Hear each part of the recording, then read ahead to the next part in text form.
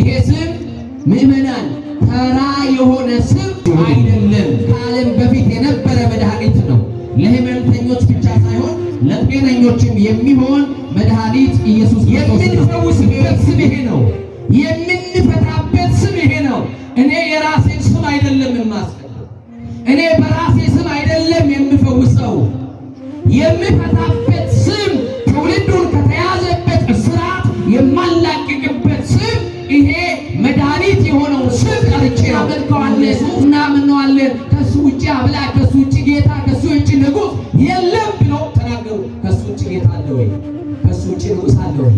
ከሱ ውጭ አምላክ አለ ወይ? ከሱ ውጭ የምንመለከለት አለ ወይ? ከሱ ውጭ በጎ አምልኮ የሚቀርብለት አለ ወይ? ንገሩኝ። የለ አለ። መስክረንለት እንሙት። አሁን ሞት አይቀርም። በኃጢአትም ይሞታል። ሰው ሲሰርቅም ይሞታል። የሰው አጥር ሲዘል ተተኩሶበትም ይሞታል። ቋንጫ ሊቆርጥ የሰው ቤት ሊሰረስር ገብቶ ይሞታል። የጌታዬ ፍቅር የሚለየኝ ማነው? ከክርስቶስ ፍቅር የሚለየኝ ማነው? መከራ ችግር ስቃይ ወይስ መራቆት ነው? መከራ ችግር ስቃይ ወይስ ያመሰግናሉ። ወደ ሰማይ ተመስጠዋል። ወደ ክርስቶስ ከተማ ሊሄዱ ናፍቀዋል። የሰማዕትነትን አክሊል ለመቀበል ጓጉተዋል። ዓለም ከምትመዝንልን ወቄት ወርቅ ይልቅ በመንግሥተ ሰማያት የሚጠብቀን የድል አክሊል ይበልጣል። ዓለም ተስፋ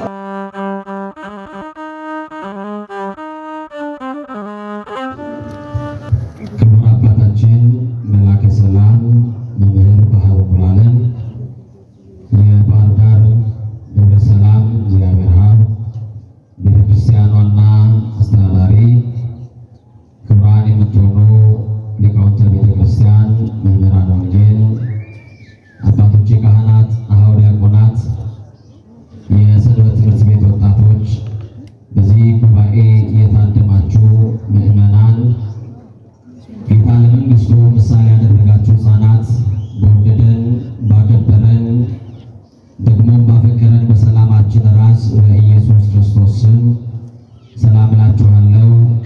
እንደምን ዋላችሁ? በመጨረሻም እንግዲያችሁ ተቋረጥ ነው። እንደምን ዋላችሁ? እንደምን ዋላችሁ?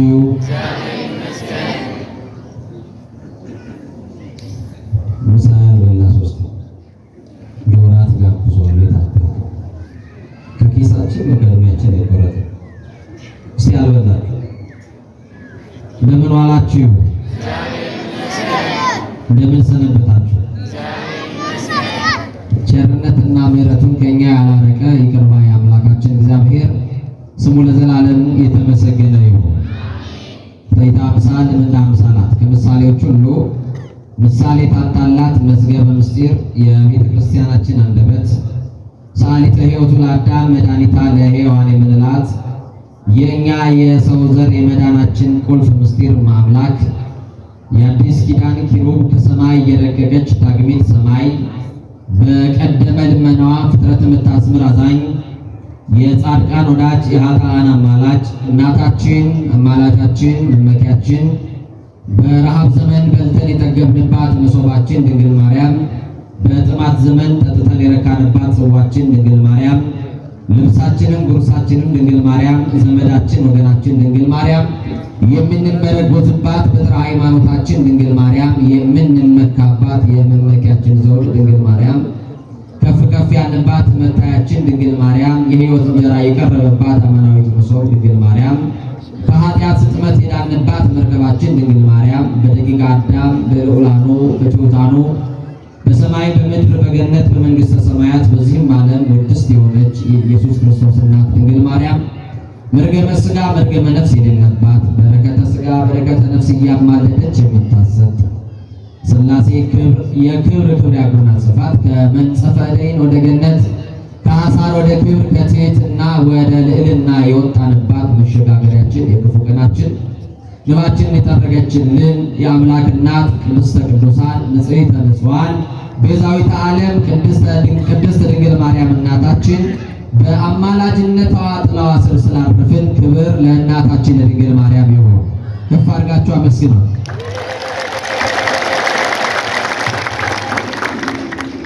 ዛሬ እኮ ኪዳነ ምሕረት ናት። ዛሬ ጠዋት በደንብ አመስግናችኋል። በእርግጥ ብትመሰገን ደስ ይለኛል። እስቲ ድንግል ማርያምን አመስግኗት። በአንደኛ ዮሐንስ ምዕራፍ 4 ቁጥር 14 ላይ ታላቁ የፍቅር ሰባኪ ታላቁ የፍቅር ሐዋርያ መስቀል ላይ የተገኘ የጌታ ወዳጅ ፍቁረ እግዚእ ቴዎሎጎስ ነባቢ መለኮት የጌታ ወዳጅ የምንለው ወንጌላዊው ቅዱስ ዮሐንስ እኛም አይተናል፣ አባትም ልጁን የዓለም መድኃኒት ሊሆን እንደላከው እንመሰክራለን ብሎ በመልእክቱ በአንደኛ ዮሐንስ ምዕራፍ 4 ቁጥር 14 ላይ መዝግቦልናል። አሁን ከሰማችሁት ቃል ለትምህርታችን መግቢያ እንዲሆነን በር እንከፍታለን ወይም ርዕስ እንመርጣለን። የትምህርታችን ርዕስ መግቢያ ላይ ተናግሬዋለሁ። የዓለም መድኃኒት ይላል። ከኔ ጋራ ሁላችሁም ይህንን ቃል ትላላችሁ። የዓለም መድኃኒት በሉ። አይሰማም። የዓለም መድኃኒት በሉ። ምዕራባውያኖች ይገርማችኋል። አሁን ዝም ብላችሁ ስሙ። ይሄ የአፍሪካን ካርታ ወይም ማፕ ኦፍ አፍሪካ የምንለውን ያዩና ጮማ እየቆረጡ ውስኪ እየጨለጡ አፍሪካ በምትባለው አህጉር ላይ ይሳለቃሉ፣ ይቀልዱባታል። በጣም ሲጠግቡ አንጡረ ሀብቷን ወስደዋል። በተኛንበት አይናችንን ሳንጨፍን ማዕድናችንን የከበሩ ነገሮቻችን ወስደው በልጽገዋል። የእነሱ ምድር ቆፍረው የሚያርሱት የሚያበቅል ምድር የላቸውም። በረዶ ነው። ግማሽ ዓመት ጨለማ፣ ግማሽ ዓመት ደግሞ እንደዚሁ ፀሐይ ነው፣ ወይም ደግሞ በረዶማ ምድር ነው። ይሄ ሰርቲ መንዝ ኦፍ ሰንሻይን የምንላት ኢትዮጵያ የ13 ወር ጸጋ የታደለችዋ ኢትዮጵያ ሀገራችንን እኛ በጣም እንንቃታለን። ኢትዮጵያን አልተረዳናትም፣ አላወቅናትም። ምንመኘው ምንም የማያበቅለው ምንም ጸጋ እግዚአብሔር የሌለው ምድር እንናፍቃለን። ምናልባት ገንዘብ አለበት ሊሆን ይችላል። ለጊዜው የተቸገርንበትን ችግር ከችግራችን ለመውጣት ምዕራብን ሌሎችንም ሀገራት አውሮፓንና አሜሪካን እንናፍቃለን። እነሱ ደግሞ እኛ ላይ እንዲህ ብለው ይቀልዳሉ። ይዋት እቺ አፍሪካ የምትባልና አህጉር የራሷ ካርታዋ ራሱ ኩዌሽን ማርክ ይመስላል፣ ወይም የማጭድ ቅርጽ አላት። አፍሪካ የምትባለው ካርታዋ እንዲገልጠው ሳይሆን ማጭድ ትመስላቸዋለች፣ ወይም ጥያቄ ምልክት። እቺ ችጋራም ሀገር የዳቦን ጥያቄ ያልተመለሰላት እቺ ከልመና ማትወጣ ይሏታል። ከልመና ያልወጣ ነው መስራት ስላልቻልን በምቀኝነት ሰንሰለት ታስረን ስላለን ነው። እኛ መስራት ስለማንችል ምቀኞች ስለሆንን ተንኮለኞች ስለሆንን ማደግ አንችልም። ገና መስራት የሚጀምረው ሰው ጠልፎ መጣል ስለምንችል ገና በረየውላችሁ በረንዳ ላይ እንጂ አስፋልት ዳር ላይ ጉሊት ቸርችረው ገበያ ድንች እየሸጡ ልጆቻቸውን የሚያስተምሩ የእነሱን ገበያ መገልበጥ እንፈልጋለን። ምቀኞች ስለሆንን አናድግም። እነሱ ግን ይሳለቁብናል። እናንተ በስንፍና የተኛችሁ ሰዎች እንድትነሱ ጌታ መንፈስ ቅዱስ ይርዳችሁ። ቀጥሎ እንዲህ ይላል። ለአፍሪካ ጥያቄ ይቺ ጥያቄ ውስጥ ላለች አህጉር መልሷ እኛ ነጮቹ ነን ወይም እኛ ምዕራባውያን ነን ብለው ያምናሉ። እኔ ግን እንዲህ እላቸዋለሁ፣ የዓለምን ጥያቄ የአፍሪካን ተውት፣ የዓለምን ጥያቄ በግጥመት ሊመልስ የሚቻለው የማርያም ልጅ ኢየሱስ ክርስቶስ ብቻ ነው። ለስም አጠራሩ ክብር ምስጋና ይሁን። የእያንዳንዳችንን ጥያቄ ሊመልስ ይችላል አይችልም? መልሱልኝ። ይችላል አይችልም? የዓለምን ጥያቄ መመለስ የሚቻለው እሱ ነው። እነሱ ግን ለአፍሪካውያኖች መልስ እኛ ነን ይላሉ። መልሳችን ግን እግዚአብሔር ነው። ስለዚህ የዓለም መድኃኒት እንለዋለን።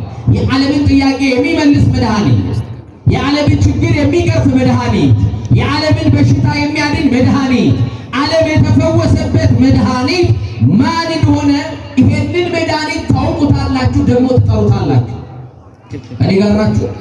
ማን ነው የዓለም መድኃኒት? ንገሩኝ እንጂ እስቲ ከኔ ጋራ ኢየሱስ ክርስቶስ በሉ። ድገሙና ኢየሱስ ክርስቶስ በሉ። የዓለም መድኃኒት ነው። የዓለም ምንድን ነው? በሰማይና በምድር የሞላ መድኃኒት። ድራግ ስቶር ሂዶ ፋርማሲዎች ግቡ፣ ወቅቱ ያልፍባቸዋል የተቀመጡት መድኃኒት የእጽዋት ውጤቶች ናቸው። ከእጽዋት የተቀመሙ መድኃኒቶች ናቸው። ዴድላይን አለው፣ ኤክስዴት አለው። ኤክስዴት የሌለው የመጠቀሚያ ጊዜ የማያልፍበት የዓለም መድኃኒት ለዚህ በሽታ ይሆናል፣ ደግሞ ለዚህኛው በሽታ አይሆንም የማይባል ለሁሉ የሚስማማ መድኃኒት የዓለም መድኃኒት የማርያም ልጅ ክርስቶስ ነው። ደስ ይበላችሁ። የዓለም መድኃኒት ክርስቶስ ነው። ምንድን ነው ችግር አለ? የዓለም መድኃኒት ማለት ምንድን ነው? የዓለም መድኃኒት ማለት አሁን እንዲህ የምታጨበጭቡት የዓለም መድኃኒት ሲባል ነው። እስቲ ዮናስ ተጠብቁ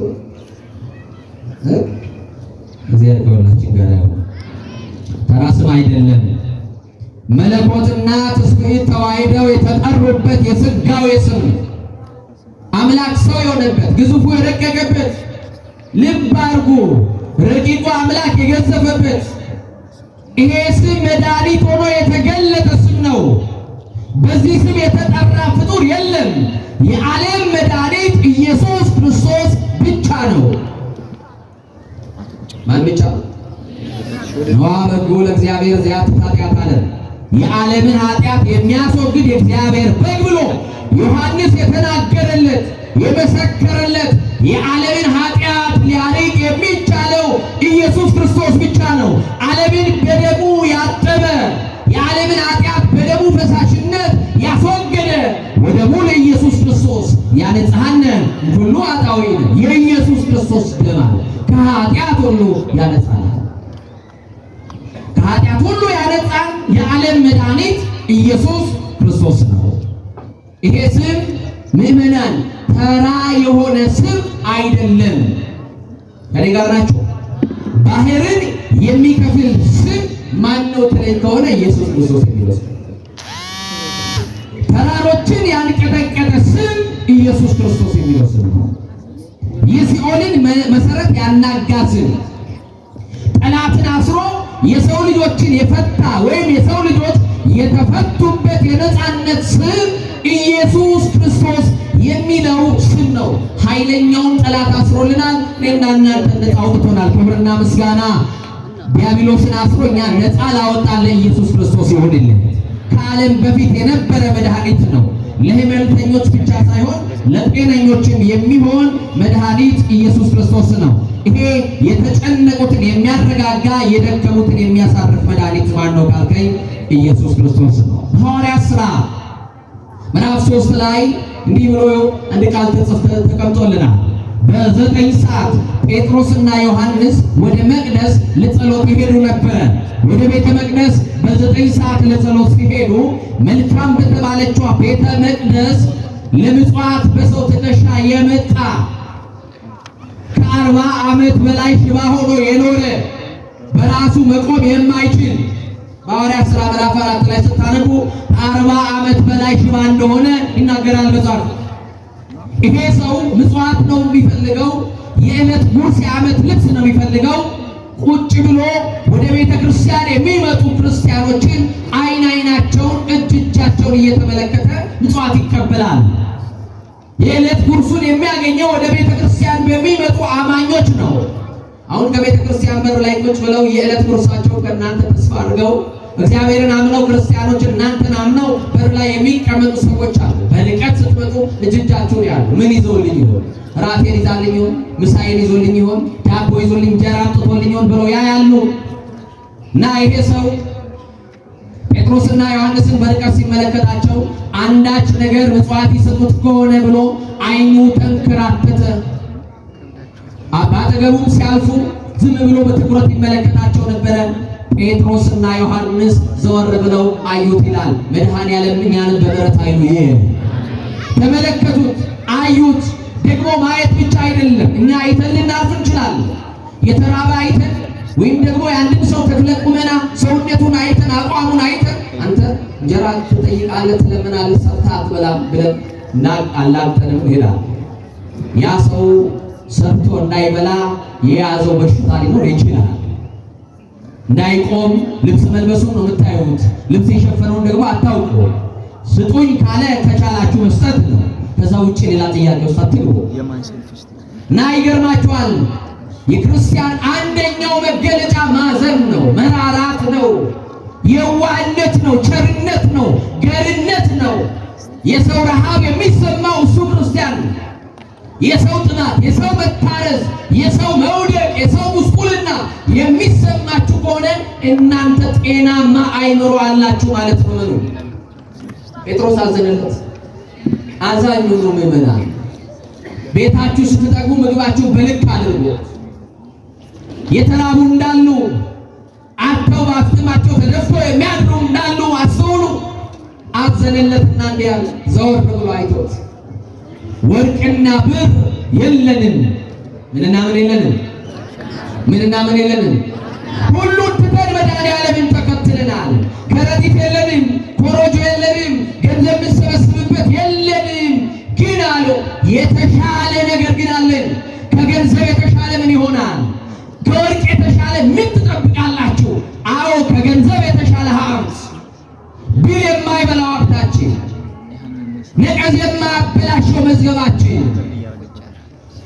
ኢየሱስ ክርስቶስ ከሁሉ የሚበልጥ ሀብታችን ነው። ምንድን ነው አሉ?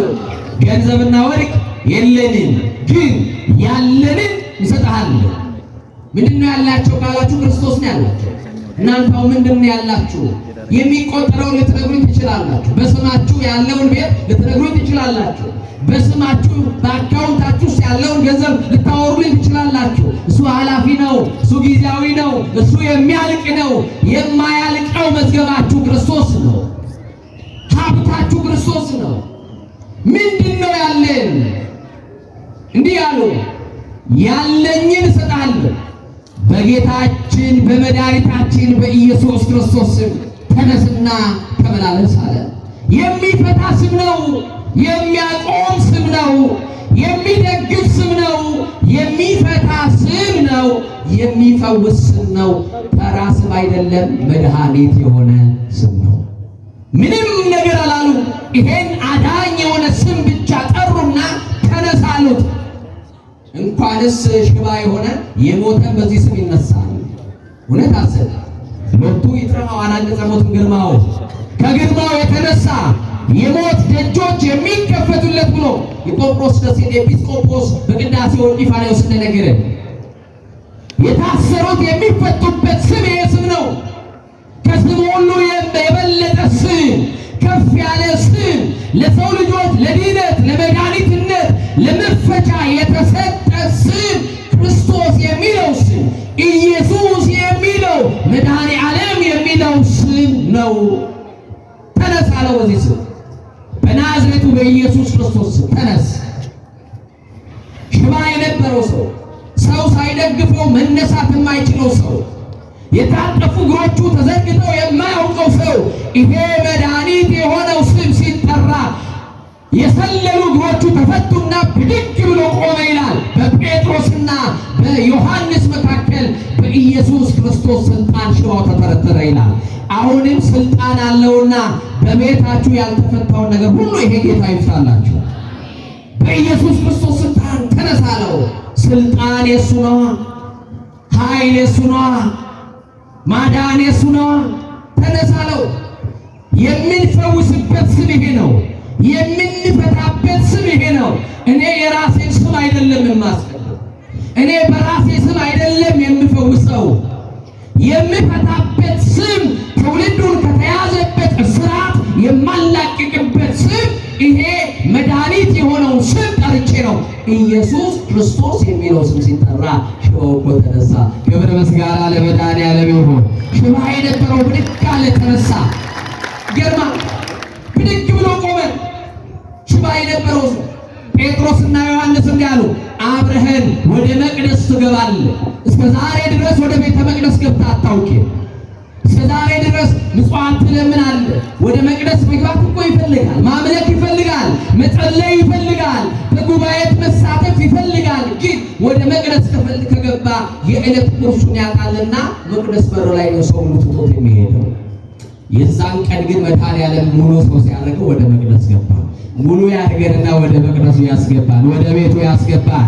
ጉድለታችንን ሞልቶ ክርስቶስ ወደ ቤቱ ያስገባል። እና በቃ አንዳንድ ጊዜ እንዲህ አይነት ክርስቲያኖች እናውቃለን። ምናልባት እግራቸው ያልሰለለ እጃቸው ያልሰለለ ቆመው የሚራመዱ ግን በኃጢአት ደዌ የደቀቁ ሰዎች ይመጡና መድኃኒዓለም ጋር ገና ቤተክርስቲያን እናንተ ነጠላችሁን አጣፍታችሁ እስከ አውደ ምሕረት አልፎ ወደ መቅደስ ዘው ብላችሁ ስትገቡ እኛ ኃጢአተኞች በደለኞቹን ማረን እያሉ ወደ መቅደስ ልንገባ እንኳን አይገባንም ብለው የእግዚአብሔርን ምሕረት በደጅ ላይ የሚጠባበቁ ስንት ሰዎች አሉ። እግዚአብሔር አንድ ቀን ወደ ልመናቸው ይመለከትና በደስታ አድርጓቸው ልጅ አድርጎ መቅደሱ ላይ ደግሞ ስጋውን ሊያበላቸው ደሙን ሊያጠጣ የዘላለም ሕይወት ሊሰጣቸው አንድ ቀን ወደ መቅደስ ያገባቸዋል። እንዲህ ያሉ ክርስቲያኖች አሉ። እኔ ሕይወት የተጨመላለቀ ነው፣ እኔ የዝሙት ሕይወት ነው ያለኝ፣ የርኩሰት ሕይወት ነው ያለኝ፣ እኔ ሕይወቴ ሌሎችን አያስተምር፣ ወደ መቅደስ ስገባ ሰዎች ይሳለቁብኛል፣ ጣት ይጠቋቁሙብኛል፣ ለሰዎች እንቅፋት አልሆንም ብለው ደጅ ላይ እግዚአብሔር ምሕረት የሚጠባበቁ አሉ። ዳዊት እንደነገረን እኔ ግን በምሕረቱ ብዛት ወደ ቤት እገባለሁ እንዳለ ምሕረቱ ደግፎ ወደ ቤቱ ገባል። ጽድቃችን አይደለም ያስገባል፣ ክብራችን አይደለም፣ ጸሎታችን አይደለም፣ ብቃታችን አይደለም፣ ተሸፍኖልን ወደ መቅደስ ገባን። ክብር ምስጋና ኃጢአት በደላችንን እንደ ብቅል ላላሰጣብን ለኢየሱስ ክርስቶስ ይሁን። አመስግኑት። ወደዚህ ቤት ስንገባ ኃጢአታችንን ሸፍኖልን ነው የገባ ነው። ስለዚህ ይሄ ሰው ወደ መቅደስ የሚገባው ዮሐንስ ፈታኝ ጴጥሮስ ፈታኝ ብሎ እንዲናገር ሳይሆን የዮሐንስ አምላክ የዓለም መድኃኒት እንደሆነ የጴጥሮስ ጌታ የሚፈታ የሚያድን አምላክ እንደሆነ በቤተ መቅደስ ለነበሩ ለአይሁዳውያን፣ ለሰዱቃውያን ትንሣኤ ሙታን የለም ብሎ ለሚያምኑት ክርስቶስ ኢየሱስን ሰቅለነዋል ገለነዋል ብለው ለሚናገሩት በተለይም ከትንሣኤው በኋላ ከክርስቶስ ትንሣኤ በኋላ በስሙ አጋንንትን እያወጡ በስሙ ጉልበት የታመሙትን እየፈወሱ እውራንን እያበሩ ለምጻም እያነጹ ክርስቶስ ሕያው ነው እንደተናገረ ከሙታን መካከል ተነስቶ ተለይቶ ተነስቷል። መነሳት ብቻ አይደለም፣ ከሰማይ ያላወረደውን ሥጋ ወደ ሰማይ ይዞ አርጓል። ክርስቶስ በመቃብር የለም፣ ሙታንን አንስቶ በመቃብር ያሉትን ሁሉ የታሰሩትን 5500 ዘመን በጨለማ የነበሩትን ነፍሳት ወደ ገነት መልሷቸው በክብር አድርጓል እያሉ የትንሣኤው ምስክሮች ጴጥሮስና ዮሐንስ ይናገሩ ነበረ። ከትንሣኤው በኋላ በኢየሱስ ክርስቶስ ስም የተፈታው ሰው ምስክር ሆኖ ብዙዎች እንዲያምኑበት ወደ መቅደስ ይዘውት ገቡ። አሁን ሙሉ ሰው ተናገራሉ። ይሄ በመቅደስ ተቀምጦ ምጽዋት የሚለምነው ሰው አይደለም አሉ። አዎ እሱ ነው፣ ሌሎች እሱን ይመስላል አሉ። ለምን አንጠይቀውም ብለው ሄደው ሲጠይቁ የጴጥሮስ ጌታ የናዝሬቱ ኢየሱስ ክርስቶስ ፈታኝ እንዲህ ብሎ አለኝ፣ ጴጥሮስም ዮሐንስም ብር የለንም ወርቅም የለንም፣ ግን ያለንን እንስጥህ አሉኝና በናዝሬቱ በኢየሱስ ክርስቶስ ተነስና ተመላለስ ሲሉኝ እግሬ ጸናልኝ፣ እንደ ድሮሳ ጥጃ እየዘለልኩ ቆምኩኝ። ያቆመኝ የደገፈኝ የማርያም ልጅ ክርስቶስ ነው ይበሉበት እያለ በዛ የአይሁድ ጠጣር የነበረውን የአይሁድን ልብ ክፋት የሞላውን አይሁዳውያንን አሳመናቸው። ታዲያ እንዲህ ያሉ ብዙ ሰዎች ሰምተው አምነውበታል የናዝሬቱ ኢየሱስ ክርስቶስ። ምን ይሻለናል? እኛ ገደልነው ስንል እነሱ ደግሞ ተነስቷል እያሉ ነው። ጴጥሮስ በሕዝብ መካከል ተነስቶ እናንተ በበደላችሁ በክፋታችሁ የሰቀላችሁት የገደላችሁት እሱ እንደ አልዓዛር አስነሽ ፈልጎ ያልተነሳ በራሱ ስልጣን ሙስና መቃብርን አጥፍቶ በርደተ መቃብር ርደተ ሲኦል አልፎ ነፍሳትን ነፃ አውጥቶ የተነሳው በክብር ያደረገው ኢየሱስ ክርስቶስን እናመልከዋለን። እናንተ ገደላችሁት፣ ግን ለገዳይ ሕይወት የሰጠ ለሚገድሉት ምሕረት ያደረገ ይቅር ባይ የሆነ የዓለም መድኃኒት ነውና ክርስቶስን እናመልከዋለን፣ እናምነዋለን። ከሱ ውጭ አምላክ፣ ከሱ ውጭ ጌታ፣ ከሱ ውጭ ንጉሥ የለም ብለው ተናገሩ። ከሱ ውጭ ጌታ አለ ወይ? ከሱ ውጭ ንጉሥ አለ ወይ? ከሱ ውጭ አምላክ አለ ወይ? ከሱ ውጭ የምንበረከክለት አለ ወይ? ከሱ ውጭ በጎ አምልኮ የሚቀርብለት አለ ወይ? ንገሩኝ። የለም። ገዳያችንን የገደለልን የትንሣኤያችን በኩር ክርስቶስ እሱ ነው አምላካችን፣ እሱ ነው ንጉሳችን። እና ይገርማል። እንዲህ አሉ ጴጥሮስና ዮሐንስን እየዛትንባቸው፣ እቺ ተናገሩ እስቲ ከዚህ ጋር እየዛትንባቸው፣ እያስፈራራናቸው ክርስቶስ የሚለውን ስም እንዳትጠሩ እንበላቸው አሉ። ግን ይቻላል? አሁን እናንተ በአውደ ምሕረት ላይ ከዛሬ በኋላ ክርስቶስ ብላችሁ እንዳትጠሩ፣ ኢየሱስ ብላችሁ እንዳትጠሩ፣ መድኃኒዓለም ብላችሁ እንዳትጠሩ ብላችሁ ምን ልትሰሩ ትሆናላችሁ? ብንላችሁ ምን ትላላችሁ? ሌላ አምላክ አለ ማለት ነው። የቤተ ክርስቲያን አካሏ ማን ነው? የማን ነው? ቤተ ክርስቲያን አካሏ ማን ነው? ንገሩኝ እንጂ ለቤተ ክርስቲያን ራስ የሆነላት ማለት ክርስቶስ ማለት እና በኦርቶዶክሳዊት ቤተ መቅደስ ውስጥ የምናመልከው ብቸኛው ንጉሥ ማለት ብቸኛው ጌታ ማን ነው? እንዴ ደባል የሚመለካል? ማን ነው የሚመለከው? ማን ነው የምንሰግድለት?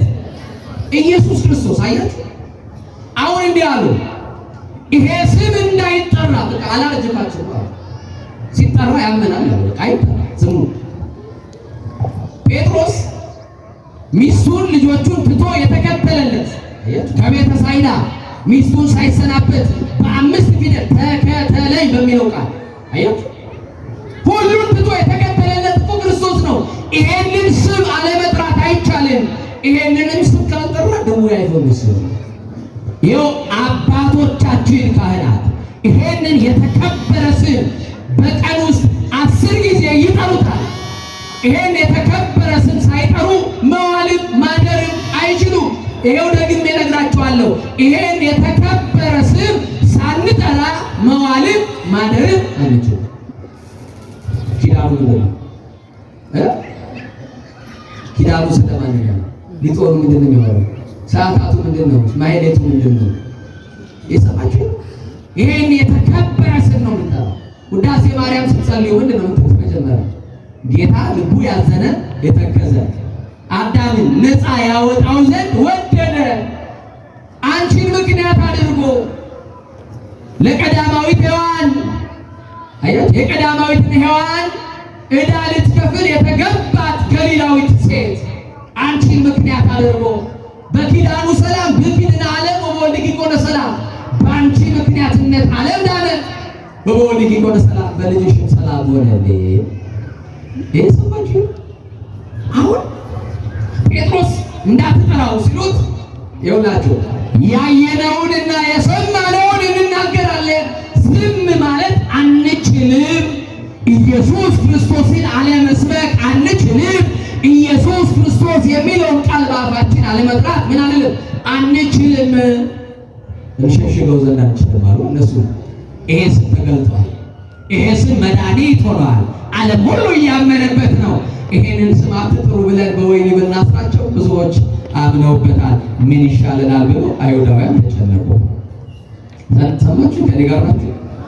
ይገርማል። በዚህ በላዕላይ ግብፅ ኤላውትሮስ የሚባል አንድ በሮም ኤላውትሮስ የሚባል አንድ ወጣት አለ። በዚህ በስንክሳራችን በሮም ዘመነ ሰማዕታት በሆነበት ጊዜ ክርስቲያኖች ኢየሱስ ክርስቶስ እንዳታመልኩ፣ በክርስቶስ ስም እንዳትሰበሰቡ፣ ክርስቶስ የሚለውን ስም መጥራት ወንጀል ነው እየተባሉ በግዞት በሚታሰሩበት መከራ በሚቀበሉበት በዛ በዘመነ ሰማዕታት ክርስቲያኖች በሚገደሉበት በሚታረዱበት በዚያ ዘመን ኤላውትሮስ የሚባል ለእናትና ለአባቱ አንድያ ልጅ እናትና አባቱ ቁጭ አድርገውት አንድ ቀን ምክር መከሩት። ኤላውትሮስ ሀገሩ እየሰማ ነው፣ ክርስቶስን ካዱ የሚል ንጉሥ ነግሷል። ክርስቶስን ደግሞ አለማምለክ አይቻልም፣ ከሱ ውጭ ደግሞ ንጉሥ የለም። የአሕዛብ አማልክት ዓይን አላቸው አያዩም፣ በሰው እጅ የተሰሩ ናቸው፣ እጅ ያላቸው አይዳሰሱም፣ በእግራቸው አይራመዱም፣ በጉሮሯቸው አይናገሩም። ስለዚህ የእኛ ጌታ በሰማይና በምድር የሞላ አልቦም ቅድሜው አልቦም ድሬው የተባለ ፊተኛውና ኋለኛው ኢየሱስ ክርስቶስ ነው። እሱን አምነን ማመን ብቻ አይደለም መስክረን እንሞታለን። አምኖ መሞት ክብር ነው። ከኔ ጋር ናችሁ? አምነን መስክረን እንሞታለን። ለዚህ ጌታ እንሰዋለን። ስለዚህ በሰው ፊት የሚመሰክርልኝ እኔ ደግሞ በሰማይ ባለው በአባቴ ፊት እመሰክርለታለሁ ይላልና በሰው ፊት ያፈረብኝ እኔም ደግሞ አላውቃችሁም እላችኋለሁ። ሁሩም እኔ ከኔ ወግዱልኝ አላውቃችሁም ብሎ አፍርባችኋለሁ ስላለ መስክረንለት እንሙት። አሁን ሞት አይቀርም። በኃጢአትም ይሞታል። ሰው ሲሰርቅም ይሞታል። የሰው አጥር ሲዘል ተተኩሶበትም ይሞታል። ቋንጫ ሊቆርጥ የሰው ቤት ሊሰረስር ገብቶ ይሞታል። ክርስቶስን አምኖ መሞት ግን ክብር ነው። ስለዚህ ልጄ በሃይማኖት ጽና፣ በሃይማኖት በርታ፣ ገዳም ላሉ ለአንድ አባት እንሰጥሃለን። ከተቻለ የሃይማኖት ትምህርት በደንብ ተማር። ወጥተህ ደግሞ ለተበተኑ ከሰማዕትነት የተረፉ ጥቂት ክርስቲያኖችን በሃይማኖት አበርታ። እኛ ግን ኢየሱስ ክርስቶስ መስክረን ልንሞት ወስነናል። አባ አብርሃም ለሚባሉ ለደገኛ ጳጳስ እንሰጥሃለን አሉት። ማለት የሚባሉ እስቲ ንገሩኝ እንጂ የእናንተም አባት እኮ ብፁዕ አቡነ አብርሃም ደገኛ አባት ናቸው አይደል? የለውጡ ማርሽ ቀያሪ ነው። እግዚአብሔር አባታችንን በእድሜ በጤና ያቆይልን። የቤተ ክርስቲያን አምላክ ይጠብቅልን። እስኪ ከፍ አድርጋችሁ አመስግኑልኝ። በጣም ስለምወዳችሁ አንዳንዶቻችሁ እና ብላችሁ እንደዚህ ያደረጋችሁ ይመስላል። እናንተ አባታችሁ ናችሁ። እስኪ የምትወዷቸው በደንብ አድርጋችሁ ሚዲያ ላይ በደንብ አድርጋችሁ ዙም እያደረግን ማለት ተጨበጨበ ናቸው። ግምገማ አለ። እግዚአብሔር ከሁላችን ጋር ይሁን እና ለአባ አብርሃም ወስደው ይሄን ልጅ ከመስጠታቸው ቀድሞ የጌታ መልአክ አባ አብርሃምን ለካ በራእይ ያነጋግሮት ነበረ። አንድ ብላቴና ወደ አንተ ይመጣል። ስንት ብላቴና ወደ አንተ ይመጣል? ይሄንን ልጅ አሳድገው፣ አስተምረው፣ ዲቁና ሹመው፣ ቅስና ሹመው፣ አመንኩሰው ከዛ በኋላ አንተን የሚተካ ጳጳስ እሱ ነው ብሎ ነበር። ማንን የሚተካ? አሁን ይህን ተነግሮታል።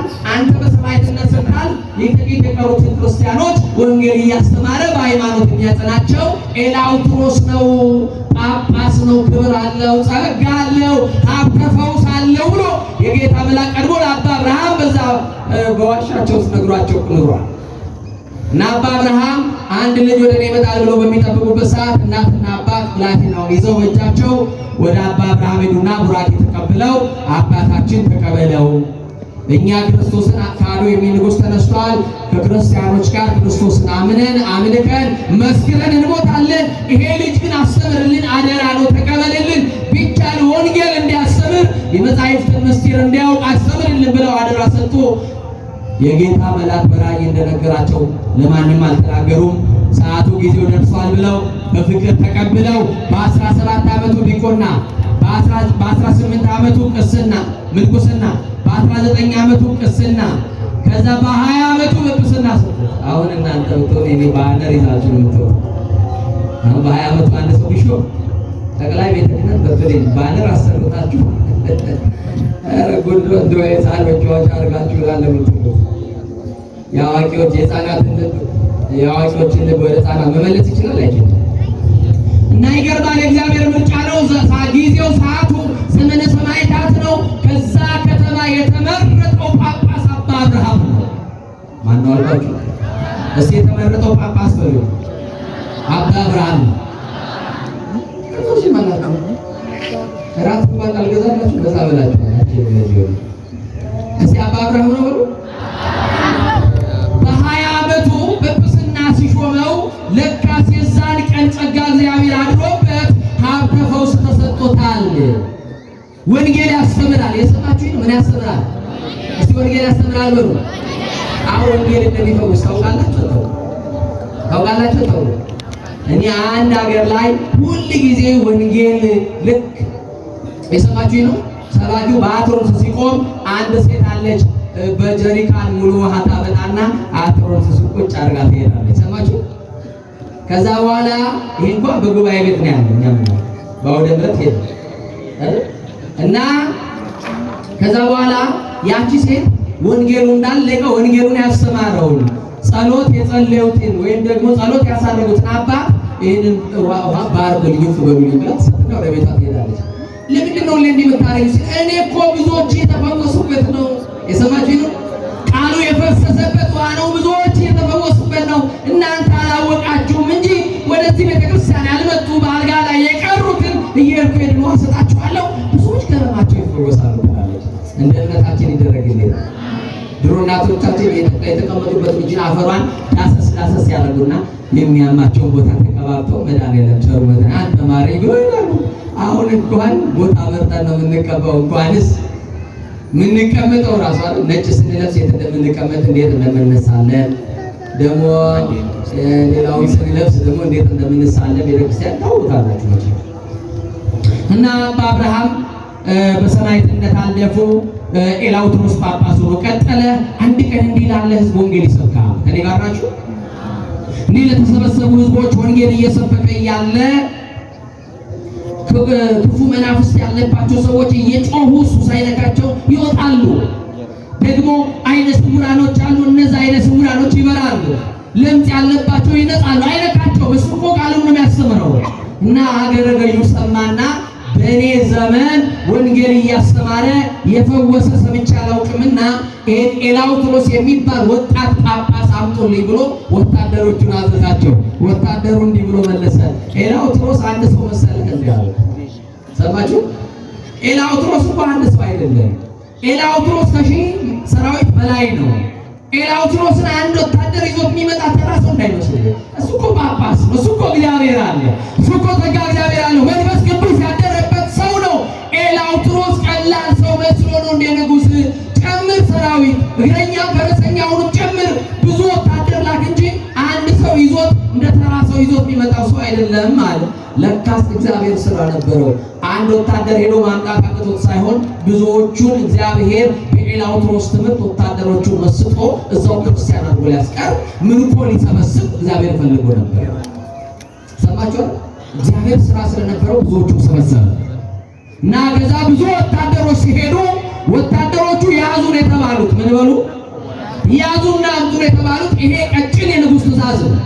እነሱ እንኳን ሊይዙ ጦራቸው ላይ ደገፍ ብሎ አንዳንድ ጊዜ ታውቃላችሁ፣ በአገልግሎት ብዛት አባቶቻችን ሲደክማቸው መቋሚያውን ሊያርገው ደገፍ ይላሉ አይደል? በቃ ልክ እንደዛው ጦሩ ላይ ደገፍ ብለው ጋሻቸውን እንዲህ ብለው የቅዱስ ኤላውትሮስ ወይም የጳጳስ ኤላውትሮስን ትምህርት ይሰማሉ እና ሳያውቁት ልባቸው እንደ ሰም ልጥ እያለ በክርስቶስ ፍቅር ውስጣቸው ነደደ እንደ እሳት። ከዛ በኋላ ሊይዙት የነበሩ ከፊቱ ተንበረከኩና ጦራቸውን ቁጭ እያደረጉ ሰይፋቸውን ቁጭ እያደረጉ ጋሻቸውን እያስቀመጡ እጃቸውን ወደ ሰማይ ያነሱና በአንተ ጌታ የዓለም ሁሉ መድኃኒት በሆነው በኢየሱስ ክርስቶስ እናምናለን አሉት። ክብር ምስጋና ለመድኃኒዓለም። ዓለም ሁሉ በዚህ ጌታ ያምናል።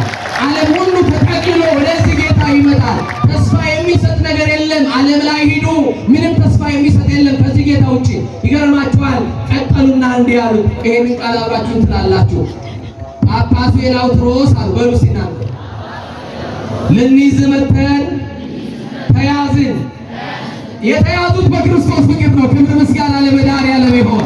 አንተን ልንይዝ መተን እኛ በክርስቶስ ፍቅር ተያዝን አሉ። በማን ፍቅር ተያዝን? በማን ፍቅር ተያዝን? አንተን ልናስር መጣን አሉ። ሲበሉ አንተን ልናስር መጣን አሉ። እኛ ግን ተፈታን አሉ። ክብር ምስጋና ለፈታን ጌታ ይሁን። ለመድኃኒዓለም ክብር ይሁንልን። ለሚፈታን ጌታ ክብር ይሁንልን። አሁን ተፈታን ከእስራታችን። ጨለማ ውስጥ ነበር፣ ወደ ብርሃን ወጥተናል። ወደ ኋላ እንመለስም።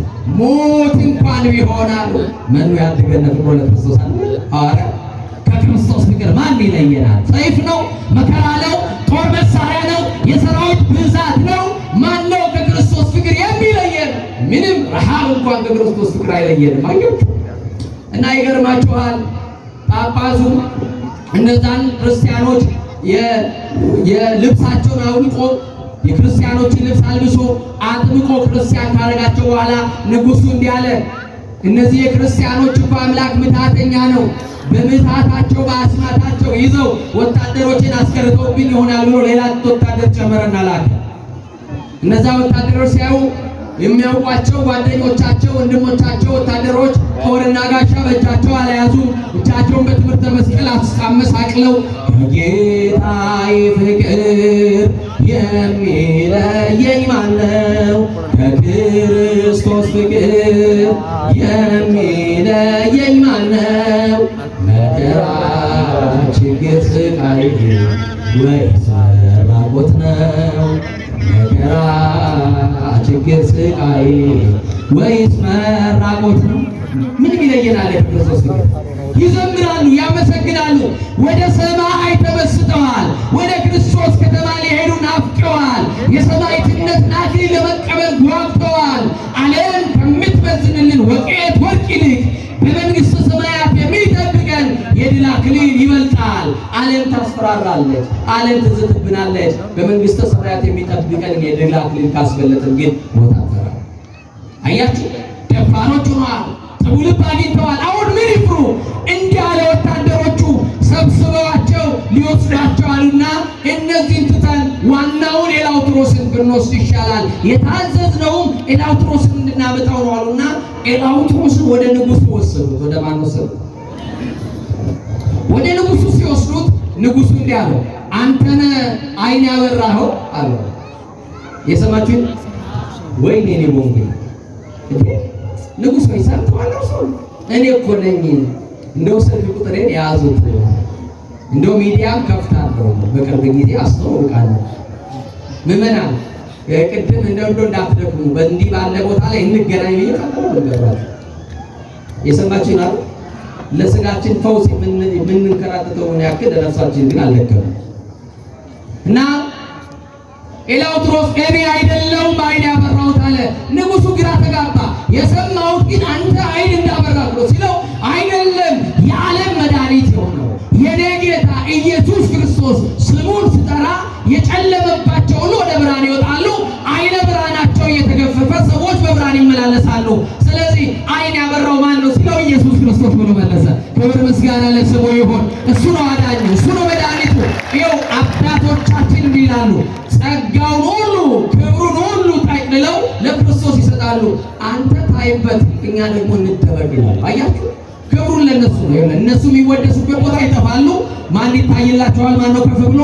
መድኃኒዓለም ያዳነው እሱ ይባልላቸዋል። እኛ ነን አይኑ። ለዚህ ነው ጸጋቸውን ጠብቀው የኖሩት። ለዚህ እኛ እንደው ከተወሰነ ዓመታት ነው ያለች ትንሽ ጸጋ የምትወሰድብን በጭብጨባ በሙገሳ እና ይገርማችኋል። ኤላውትሮስ መልሱ ግራ አጋባውና እንዲህ አለ፣ በረሃብ እቀጣለሁ። ያንተ ጌታ የዓለም መድኃኒት ነው ብለኛል። የዓለም ሁሉ አስተዳዳሪ ነው፣ መጋቢ ነው ብለኛል። እስቲ አንተን ከዘጋውብህ ቤት አውጥቶ ምግብ ካበላ አንተን ከመገበ አያለው አለውና በተዘጋ ቤት ውስጥ ቆለፈበት። ሰማችሁ? ምግብ እንዳይገባለት ውሃም እንዳይገባ በሩ እንዳይከፈታልና በሩ ተዘጋበት። ኤላውትሮስ በር የተዘጋበት ሁሉን የሚከፍተው ክርስቶስን ይዞ ነው። እሱን ይዛችሁ ይስተጋባችሁ ጉዳይ እና ደስተኛው ነው። የአባቶቼ ጸጋ በረከት ሊደርሰኝ ነው፣ የሰማዕትነት ክብር ላገኝ ነው ብሎ በደስታ ወደ እስር ቤት ገባ። አንድ ቀን አይደለም፣ አንድ ሳምንት አይደለም፣ 2 ሳምንት ከዛ በላይ ቀናት ነው። ሰው ግን ሁሉ ቀን ያለ ምግብ መኖር ይችላል? የሰው ልጅ በእንጀራ ብቻ አይኖርም አይደል? ንገሩኝ እንጂ እና ምንድን ነው እየተመገበ ካላችሁ ይገርማችኋል።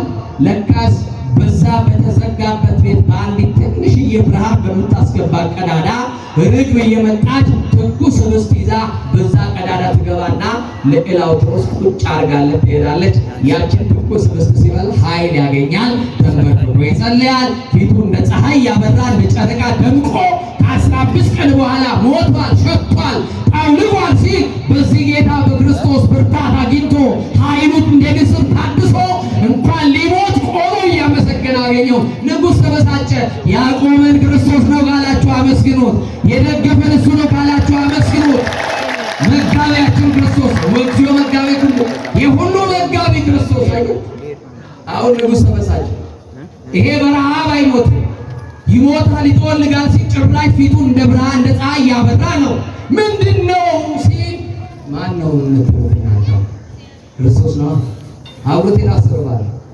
አይ አሁን ምን እናርገዋልና ቆይ አሰቃይቼ መግደል አለብኛልና በሰረገላ የፊጥኝ አስሮት በአፍጥሙ ደፍቶት በአንገቱ ገመድ አስገብቶ እግሩን የኋሊት ከአንገቱ ጋር አምጥቶ አስሮት በአፍጥሙ ደፋውና ፈጣን ሰረገሎች በከተማው ላይ ቆዳው እስኪገፈፍ ደሙ እስኪጠፈጠፍ ድረስ አጥንቱ እስኪቀር ድረስ በከተማው ላይ ሀገር እስኪስቅበት ድረስ ክርስቶስ የተባለው ጌታ እሱ የሚያመልከው ጌታ ካዳነው እናያለን። ስለዚህ እንዲህ አድርጋችሁ ግደሉት ብሎ ንጉሥ አዘዘ። የሰማችሁ ይናል። በቃ ክርስቶስን አይደል ያዘ። በእስር ቤት ውስጥ መግቦት እስከ ዛሬ ቆይቶት አሁን ሰንሰለት መቁረጥ ያቅተዋል ወይ? እስራቱን መፍታት ይከብደዋል ወይ? በቃ ደስ ብሎት ጌታዬ ሆይ በስም መከራ ስለምቀበል ደስተኛ ነኝ፣ በሰማይ ያዘጋጀልኝን ክብር ለማየት ናፍቄያለሁ ብሎ እንደ አባቶቹ እያመሰገነ የፊጥኝ አሰሩት፣ ደፉት። ሰረገላዎቹ ልክ ሊበሩ ሲል የጌታ መልአክ በክንፎቹ ልጥቅ አድርጎ በላ ወሰደውና ጣለው። ዘወር ሲሉ የታሰረው ሰው የለም።